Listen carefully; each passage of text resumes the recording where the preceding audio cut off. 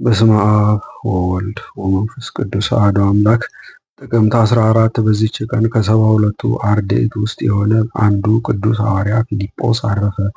ጌታችንም በቂሳርያ አገር ውስጥ ባለፈ ጊዜ በውስጡ አስተማረ። ትምህርቱንም ሰምቶ ክብር ይግባውና ጌታችንን አምኖ ተከተለው። ከ72ቱ አርድእትም ጋር ተቆጠረ።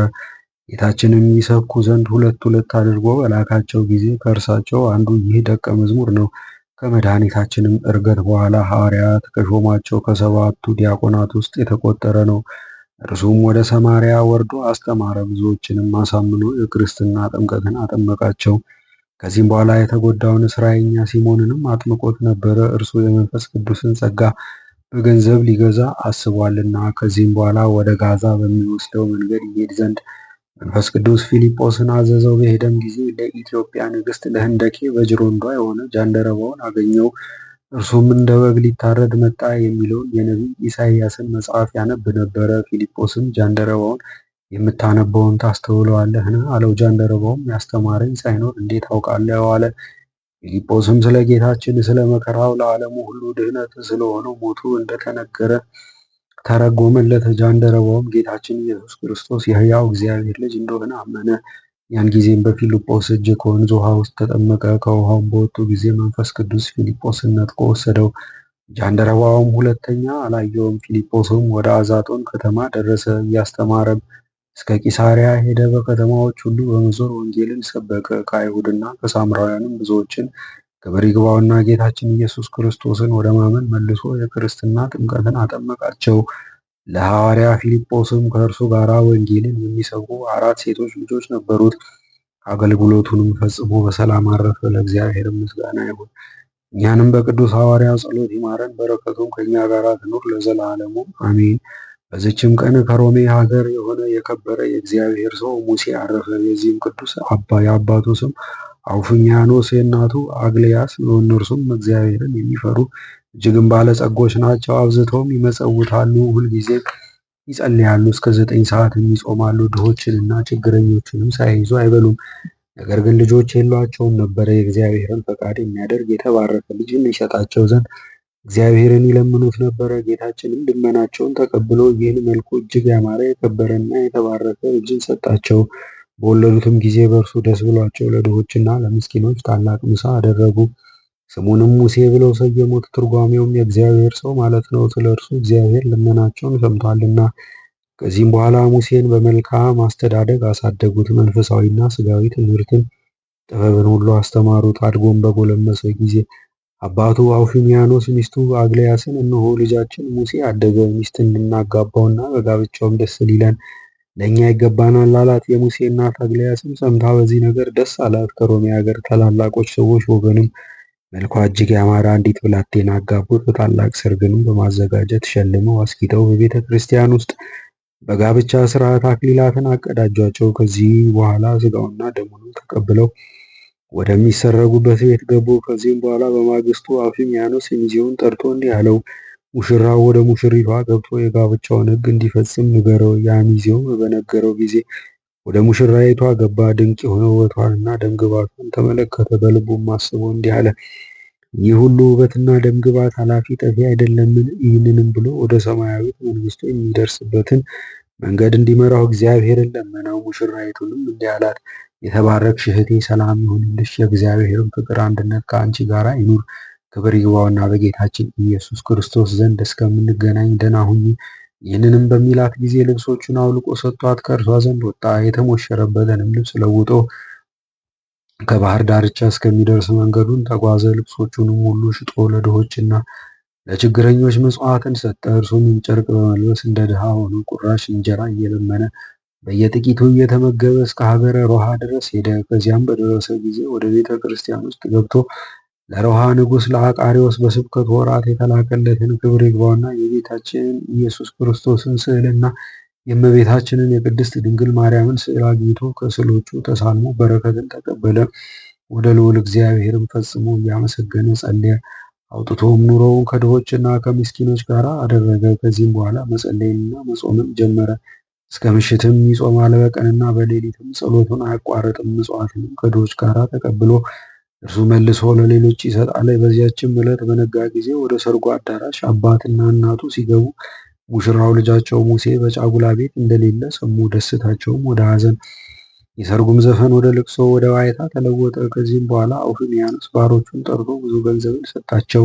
እንዲህም አላቸው፣ ልጄን እስከምታገኙት ድረስ ሁለት ሁለት እየሆናችሁ ወደ ሀገሩ ሁሉ ሂዱ። ለድሆችና ለችግረኞች ምጽዋትን ስጧቸው። እነርሱም በሀገሩ ሁሉ ተበታተኑ።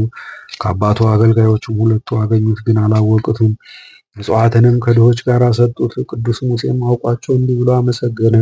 ጌታዬ ፈጣሪ ኢየሱስ ክርስቶስ ሆይ፣ ስለ አንተ ፍቅር ከአባቴ ባሮች እጅ ምጽዋትን እቀበል ዘንድ ለዚህ ታላቅ ክብር አድለኸኛልና አመሰግናለሁ። የአባቱ አገልጋዮችም ብዙ ወራት በሁሉ ሀገሮች ሲዞሩ ኑረው ወደ አውፍሚያኖስ ጌታቸው ተመለሱ። የእግዚአብሔር ሰው ቅዱስ ሙሴም ከሰንበት ቀኖች በቀር እህልን የማይቀምስ እስኪሆን ድረስ ተጋድሎውን በመጨመር በየ2 እና በየ3 ቀኖች የሚጾም ሆነ። ከዚህም በኋላ እመቤታችን የከበረች ድንግል ማርያም ከዚያች ቤተ ክርስቲያን ካህናት ውስጥ ለአንድ ደግ ጻድቅ ቄስ ተገልጻ እንዲህ አለችው። በጠዋት ወደ ቤተ ክርስቲያን ውጭ ውጣ፣ ከምሰሶ አጠገብ ብቻውን ቆሞ የሚጸልይ ሰው ታገኛለህ።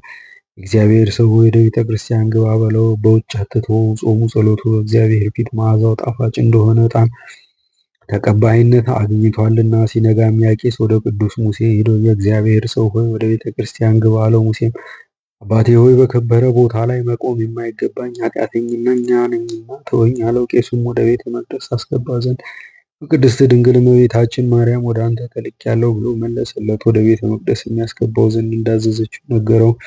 ከዚህም በኋላ አስገባው። ከዚህም በኋላ የእግዚአብሔር ሰው ሙሴ ወደ ሀገረ ጠርሴስ ይሄድ ዘንድ አስቦ፣ እርሷም የሐዋርያው ጳውሎስ ሀገር ናት። እንዲህም አለ፣ እስከ ዕለተ ሞቴ በውስጧ እኖራለሁ። ስጋውም ምንም በሮሜ ሀገር የሚኖር ቢሆንም የትውልድ ሀገሩ ናትና በረከትን እቀበላለሁ ብሎ ነው።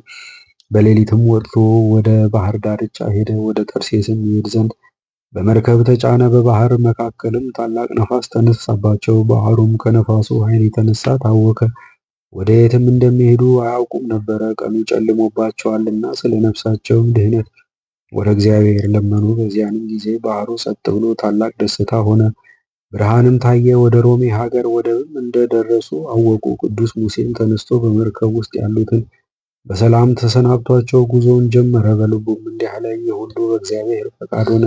እንግዲህ እስከ ዕለተ ሞቴ ራሴን ለማንም እንዳልገልጥ ሕያው ጌታዬ ኢየሱስ ክርስቶስን የሚያውቀኝ የለምና በአባቴ ደጅ እኖራለሁ። ይህንንም ብሎ ወደ አባቱ ቤት ተጓዘ። በመንገድም ላይ አባቱን ተገናኘው፣ ብዙ ሰውም ተከትሎት ነበር። የእግዚአብሔር ሰው ሙሴም ቀረብ ብሎ አባቱ የተቀመጠበትን ፈረስ ልጓሙን ያዘ፣ እንዲህም አለው፣ እግዚአብሔር ያባረከ ያከበረ አንተ ደግ ሰው፣ እግዚአብሔርም ኃጢአትን ይቅር ይበልህ፣ የልብህንም ልመና ይስጥህ። እኔም መጻተኛ ድሃ ሰው እንደሆንኩ እወቅ። ለመጻተኝነቴና ለችግረኛነቴ የምትራራ ሆነ ከማዕድህ ፍርፋሪ ልትመግበኝ ከወደድህ መኖሪያዬን በቤትህ አንጻር በደጃፍ አድርግልኝ። ዋጋህንም የሚሰጥህ እግዚአብሔር ነውና። በዚያንም ጊዜ አውፍሚያኖስ የልጁ ሙሴን ስደት አስታውሶ በተቃጠለ ልብ አለቀሰ። መኖሪያውንም በቤቱ ደጅ እንዲሰሩለት አዘዘለት። ሁለተኛም ከአገልጋዮቹ አንዱን በሚያሻው ነገር ሁሉ እንዲያገለግለው አዘዘው። የእግዚአብሔር ሰው ሙሴም ያን የሚያገለግለውን ወንድሜ ሆይ ከሰንበት ቀኖች በቀር መብልና መጠጥ እንዳታመጣልኝ እለምንሃለሁ። ይኸውም ከቁርባን በኋላ ግማሽ እንጀራና የጽዋ ውሃ ብቻ ነው አለው። በጾምና በጸሎቱ እየተጋደለ በዚያ በአባቱ ደጅ 12 ዓመት ኖረ። ሰውን የሚወድ ቸር ጌታችን ኢየሱስ ከዚህ ዓለም ድካም ሊያሳርፈው ወዶ ተገለጠለት። እንዲህም አለው፣ የመረጥኸው አንተ ብፁዕ ነህ፣ አንተ ፈቃዴን ፈጽመሃልና በዚህ ዓለም ከደስታ ሐዘንን ከብልጽግና ድህነትን መርጠሃልና እኔም የማይጠፋ ብልጽግናን እሰጥሃለሁ።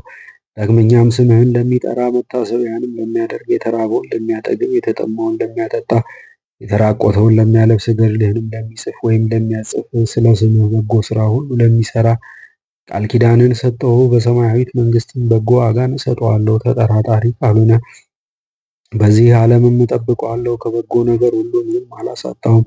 አሁንም ከ4 ቀን በኋላ እወስድሃለሁ። ምርጦቼ ነቢያት፣ ሐዋርያት፣ ጻድቃን፣ ሰማዕታት ካሉበትም አኖርሃለሁ።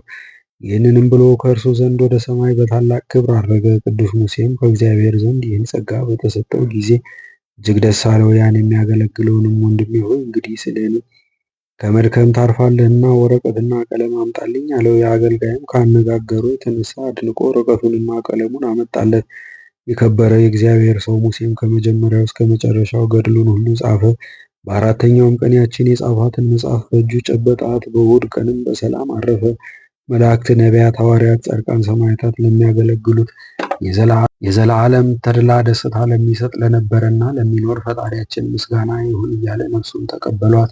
ሕዝቡም ሁሉ በቅዳሴ ጊዜ ቤተ ክርስቲያን ውስጥ ተሰብስበው እያሉ ከመሠዊያው በላይ የጌታቸውን ሕጎቹንና ሥርዓቱን የሚያደርጉ ደጎች አገልጋዮች ባሮች የተመሰገኑ ናቸው፣ እነርሱ ወደ ዘላለም ተድላ ደስታ ይገባሉና የሚል ቃልን ሲጮህ ሰሙ። ሊቀ ጳጳሳቱና ኤጲስቆጶሳቱ፣ ቀሳውስቱና ዲያቆናቱ፣ ሕዝቡም ሁሉ በሰሙ ጊዜ በላያቸው ታላቅ ፍርሃት ወደቀባቸው። የቅዳሴውም ሥርዓት ከተፈጸመ በኋላ ይህን ምስጢር ይገልጽላቸው ዘንድ ወደ እግዚአብሔር ኢየሱስ ክርስቶስ በመጸለይ ማለዱ።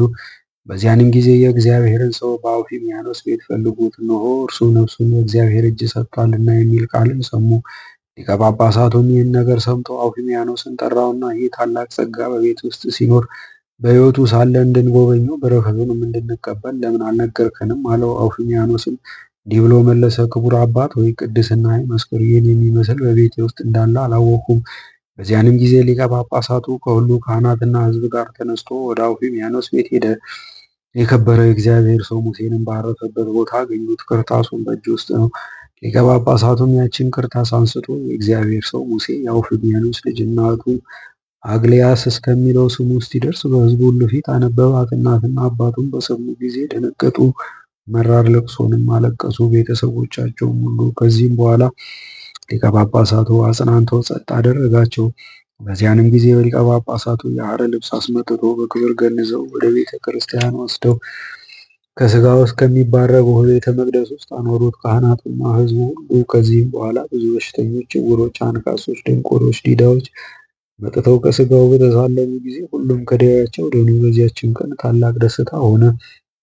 ሕዝቡም በበዙ ጊዜ የልጁን የሙሴን ሥጋ ከአልጋው ላይ እንዳይጥሉት አውፊሚያኖስ ፈራ። ብዙ ገንዘብም አምጥተው ይበትኑ ዘንድ አገልጋዮቹን አዘዛቸው።